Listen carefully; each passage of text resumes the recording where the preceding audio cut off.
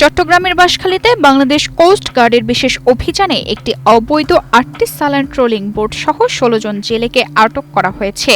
অভিযানে বিপুল পরিমাণ সামুদ্রিক মাছ ও ট্রোলিং জাল জব্দ করা হয়। গোপন সংবাদের ভিত্তিতেই মঙ্গলবার মধ্যরাতে বাঁশখালী থানাধীন খাটখালী নদীর মোহনায় এই অভিযান পরিচালনা করা হয়। এ সময় একটি অবৈধ ৩৮ সালান ট্রোলিং বোটও জব্দ করা হয়।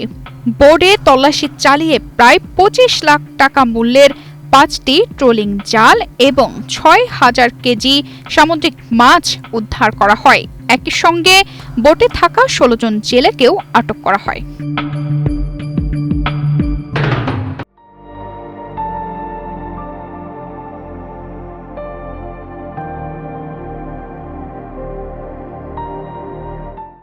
উপজেলা সিনিয়র মৎস্য কর্মকর্তার উপস্থিতিতে অবৈধ ট্রোলিং সরঞ্জাম অপসারণ এবং এ ঘটনায় ৫,৫০,০০০ টাকা জরিমানা আদায় করে মুচলেকা নিয়ে বোটটি মালিকপক্ষের কাছে হস্তান্তর করা হয়।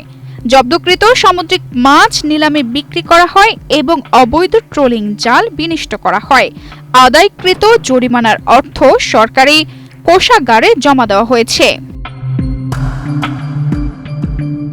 কোস্ট গার্ড জানায়, দেশের মৎস্য সম্পদ রক্ষা এবং অবৈধ ট্রোলিং প্রতিরোধে এ ধরনের অভিযান ভবিষ্যতেও অব্যাহত থাকবে। তানজিদা রহমান, ইনায়া, বাংলাদেশ প্রতিদিন।